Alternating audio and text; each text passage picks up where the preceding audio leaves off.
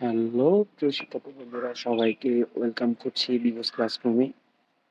আজকে তোমাদের সাথে নতুন একটা লেকচার নিয়ে উপস্থিত হয়েছি। আজকে হচ্ছে তোমাদের সাথে বাংলা ব্যাকরণের ইন্টারমিডিয়েটের বাংলা ব্যাকরণের একটা গুরুত্বপূর্ণ টপিক, যদিও এটা এসএসসি তে কাজে লাগে।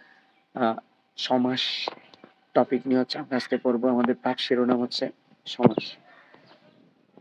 সো ডিয়ার লার্নার্স, আমরা একটু জেনে নিই আজকের পাঠের বিষয়বস্তু কি কি হতে যাচ্ছে, অর্থাৎ আজকের লেকচারে আমরা কি কি পড়বো, সমাস কাকে বলে সেটা পড়বো, এবং কত প্রকার কি কি তা জানবো, এবং সমাসের প্রত্যেক প্রকারের অর্থাৎ 6 প্রকারের প্রকারভেদ সহ এবং উদাহরণ সহ জানবো। আমরা কিভাবে খুব সহজে বেশ বাক্য মনে রাখবো সেটা জানতে পারবো, এবং কিভাবে আমরা দেখে মাত্র সমাস চিনতে পারবো সেটা সম্পর্কে জানবো। সো চলো শুরু করি। আমরা একটা এক্সাম্পল দেখতে পাচ্ছি, বিলাত ফেরত রাজা সিংহাসনে বসলেন। অর্থাৎ কি, বিলাত ফেরত রাজা সিংহাসনে বসলেন। তাহলে দেখো এখানে আহ বিলাত ফেরত রাজকুমার এবং সিংহাসন, এই তিনটা হচ্ছে কি সমাসবদ্ধ পদ। এগুলো কি সমাসবদ্ধ পদ। এরপর হচ্ছে এখানে দেখো বিলাত ফেরত রাজার কুমার সিংহ চিহ্নিত আসন, এখানে তিনটা ওয়ার্ড আমি লিখেছি। এগুলো হচ্ছে কি ব্যাস বাক্য। তোমরা হয়তো বুঝতে পারছো যে ব্যাস বাক্য কিরকম হতে পারে, আমরা ক্লাসের ভিতরে আমরা আরো পড়বো। এরপরে দেখো সেম লাইনটা থেকে বিলাত রাজা সিংহ, এগুলো হচ্ছে কি পূর্বপদ। আর ফেরত কুমার আসন, এগুলো হচ্ছে কি উত্তরপদ বা পরপদ। হ্যাঁ, তাহলে দেখো বিলাত রাজা সিংহ ফেরত কুমার আসন কি হলো, এগুলো সবগুলো হচ্ছে কি সমসমান পদ। এগুলো সব কি সমসমান পদ। তাহলে চলো আমরা এবার পড়বো হচ্ছে আহ সমাস কাকে বলে, আমরা সমাসের সংজ্ঞাটা পড়বো। তাহলে দেখো এখানে বলছে সমাস মানে হচ্ছে কি সংক্ষেপ, মিলন, একাধিক পদের একপদীকরণ। কি সমাস মানে কি সংক্ষেপ, মিলন, একাধিক পদের একপদীকরণ। অর্থ সম্বন্ধ আছে এমন একাধিক পদের বা একাধিক শব্দের একসঙ্গে যুক্ত হয়ে নতুন শব্দ গঠনের প্রক্রিয়াকে কি বলা হয়, সমাস বলে। আমি আবারও বলছি, অর্থ সম্বন্ধ আছে এমন একাধিক শব্দের একসঙ্গে যুক্ত হয়ে একটি নতুন শব্দ গঠনের প্রক্রিয়া হচ্ছে কি সমাস। তাহলে দেখো দেশের সেবা হচ্ছে কি দেশ সেবা, বই ও পুস্তক বই পুস্তক। অর্থাৎ কি এখানে দেশের একটা ওয়ার্ড, সেবা একটা ওয়ার্ড, বই একটা ওয়ার্ড, পুস্তক একটা ওয়ার্ড। দেশের সেবাকে একত্রিত করে আমরা কি বলেছি, আমরা বলেছি হচ্ছে দেশ সেবা। আবার ঠিক সেম বই এবং পুস্তককে একত্রিত করে আমরা বলেছি কি বই পুস্তক। আশা করছি তুমি সমাসের এক্সাম্পল বুঝতে পেরেছো। এবার আমরা পড়ব হচ্ছে সমাসের প্রকারভেদ। সমাস হচ্ছে কয় প্রকার, 6 প্রকার। আমরা 6টা প্রকার এখানে দেখতে পাচ্ছি, আমি সিরিয়ালে দিয়েছি। বইতে আসা এইভাবেই সিরিয়াল ওরা করে, আমি সেই সিরিয়াল দিয়েছি। তাহলে দেখো আমরা একটু পড়ি। আহ, দ্বন্দ্ব সমাস, কর্মধারয়, তৎপুরুষ, বহুব্রীহি, দ্বিগু, অব্যয়ীভাব। এখানে টোটাল কয় প্রকার, 6 প্রকার। হ্যাঁ, সমাস কত প্রকার, 6 প্রকার। 6 প্রকার উপরে লিখে দিয়েছি, তো আমি আবার লিখলাম। এরপরে দেখো আমরা হচ্ছে প্রত্যেকটা প্রকার সমাসের কিছু উদাহরণ আছে। উদাহরণ বলতে 6 প্রকার সমাসের আর কিছু প্রকারভেদ আছে। হ্যাঁ, আমরা এই প্রকারভেদ গুলা দেখবো। এগুলো হচ্ছে 6 প্রকার সমাসের কি প্রকারভেদ। একটু টাইপিং মিস্টেক হয়ে গেছে, এটা হবে কি প্রকারভেদ।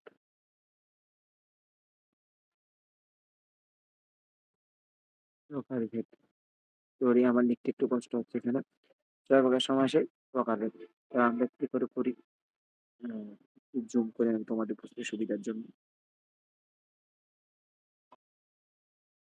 দেখো এখানে হচ্ছে দ্বন্দ্ব সমাসের ক্ষেত্রে কি কি আছে, মিলনার্থক, নিরোধাত্মক, বিপরীতার্থক, অঙ্গবাচক, সমার্থক, সহচর, সংখ্যাবাচক, দুটি সর্বনাম যোগে, ক্রিয়া যোগে, ক্রিয়া বিশেষণ যোগে, দুটি বিশেষণ যোগে, অলোক, এবং হচ্ছে কি বহুপদী। আমি হয়তো সবগুলো ব্যাখ্যা করতে পারি নাই, কারণ সব ব্যাখ্যা করতে গেলে হচ্ছে ক্লাসটা ব্রড হয়ে যাবে, সেজন্য। তো তোমরা ইন্টারমিডিয়েটের বই থেকে একটু পড়ে নিবা, আর ইন্টারমিডিয়েট ক্লাস ছাড়া অন্যান্য যারা আছে অন্যান্য ক্লাসে বিশেষ করে এসএসসি এবং হচ্ছে আ ভার্সিটি লেভেলের তোমাদের সুবিধার জন্য আমি বই থেকে আ স্ক্রিনশট ছবি তুলে আমি আমার আ ক্লাসরুম চ্যানেলে আমি পোস্ট করে রাখবো। আ তোমরা আম ওখানে গিয়ে পড়ে নিতে পারো। এরপরে দেখো আম কর্মধারয়। কর্মধারয় হচ্ছে মধ্যপদলোপী কর্মধারয়, উপমান, উপমেয়, রূপক। ৩ চিহ্ন এলোমেলো হয়ে গেছে। আম এরপরে হচ্ছে আ দেখো তৎপুরুষ। তৎপুরুষের ক্ষেত্রে হচ্ছে এটাই হবে এভাবে তৎপুরুষ। তৎপুরুষ হচ্ছে আ সরি আ একটু করে তৎপুরুষে নাই। হ্যাঁ? আচ্ছা আছে। তৎপুরুষ হচ্ছে দেখো এটা। এখানে একটু তীর চিহ্ন এলোমেলো হয়ে যাওয়াতে বুঝতে কষ্ট হবে। দেখো দ্বিতীয়া, তৃতীয়া, চতুর্থী, পঞ্চমী, ষষ্ঠী, সপ্তমী, নয় তৎপুরুষ, অলুক তৎপুরুষ, উপপদ তৎপুরুষ। হ্যাঁ? এরপর আছে বহুব্রীহি। বহুব্রীহিতে হচ্ছে কি আছে দেখো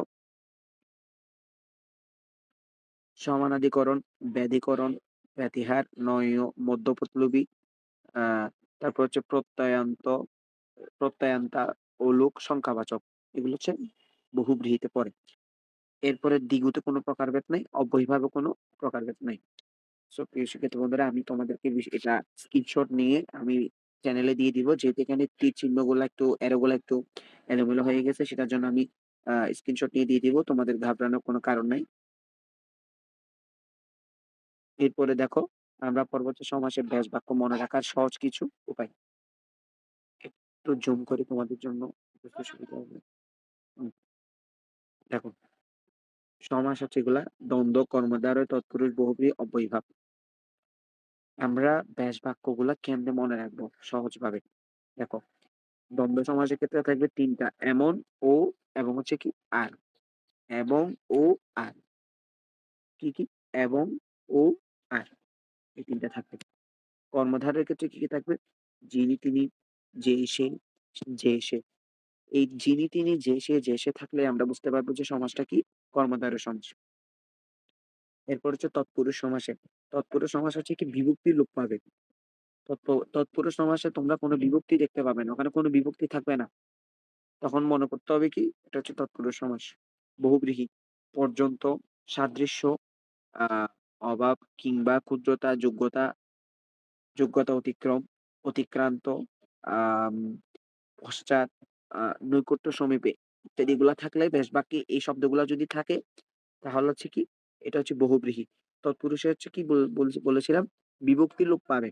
অর্থাৎ তৎপুরুষে ব্যাস বাক্যে যে একটা বিভক্তি থাকবে সেটা সমাস করার সময় সেটা কি হবে? লোপ পেয়ে যাবে। বিভক্তি দেখলে বুঝতে পারবো এটা হচ্ছে কি তৎপুরুষ সমাস। আর বহুব্রীহি তো বললাম।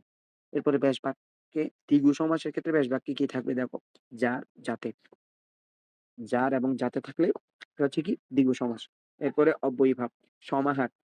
বিভিন্ন একটা ব্যাস বাক্যর শেষে সমাহার থাকবে। সমাহার থাকলে আমরা বুঝতে পারবো কি এটা অব্যয়ীভাব সমাস।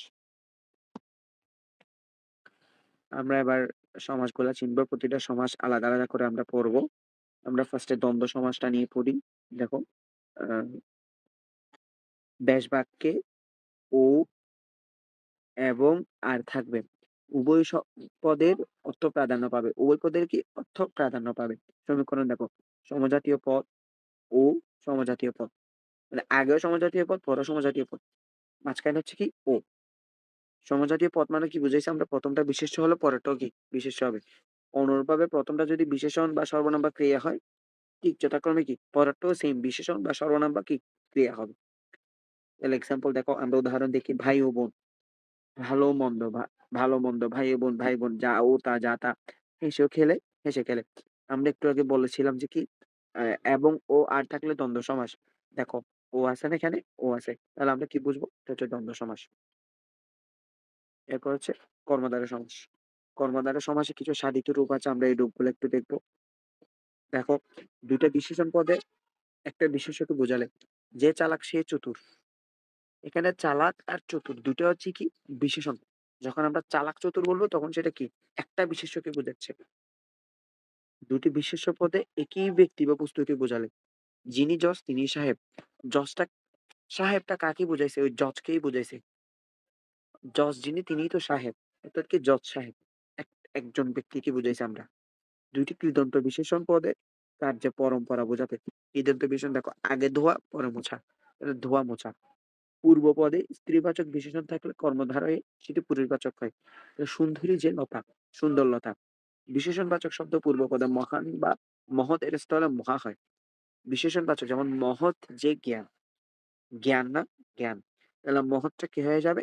মহা হয়ে যাবে। মহান যে নবী, নবী এটা একজন কি? মানে একজন গুণী ব্যক্তির নাম। এটা বিশেষণ বোঝাচ্ছে। এখানে আ মহান, মহানের পরিবর্তে কি হয়ে যাবে? মহা হয়ে যাবে। পূর্বপদে বিশেষণ কু এবং পরপদে ১ম এ স্বরধ্বনি থাকলে কু এর পরে কি হয়? কথ হয়। দেখো কু যে অর্থ, অর্থ তাহলে কদর্থ। কু এর বদলে ক হইছে। কু যে আদার, কু যে আচার, কদাচার। পরপদের রাজা শব্দ থাকলে কর্মদ্বারয় সমাসে কি হয়? রাজ হয়। মহারাজ। মহান যে রাজ, মহারাজ। বিশেষণ কর্মদ্বারয় সমাস হলে বিশেষণ পদ তাহলে বিশেষণ ও বিশেষ্য পদে কর্মদ্বারয় সমাস হলে কখনো, কখনো বিশেষণের পরে আসে, বিশেষ্য আগে যায়। তাহলে কি হয়? সিদ্ধ যে আলু, সিদ্ধ আলু। অধম যে নর, নরাধম। এখানে অধম আগে আছে, নর পরে আছে। অনেক, অনেক সময় কি হয়? বিশেষণ আগে থাকে, বিশেষ্য পরে থাকে। অনেক, অনেক সময় বিশেষণটা পরে যায়, বিশেষ্যটা কি? আগে চলে আসে। এটাই বুঝাইছি। সো আমরা ২ টা সমাস সম্পর্কে জানলাম। আমরা পরবর্তী লেকচারে আমরা বাকি সমাসগুলো সম্পর্কে জানবো এবং এর পরবর্তী আরেকটা লেকচার দিব। টোটাল ৩ টা লেকচারে তোমাদেরকে সমাসটা কমপ্লিট করাই দিব। সো সবাই ভালো থাকো। নেক্সট লেকচারের অপেক্ষায় থাকো। ধন্যবাদ সবাইকে।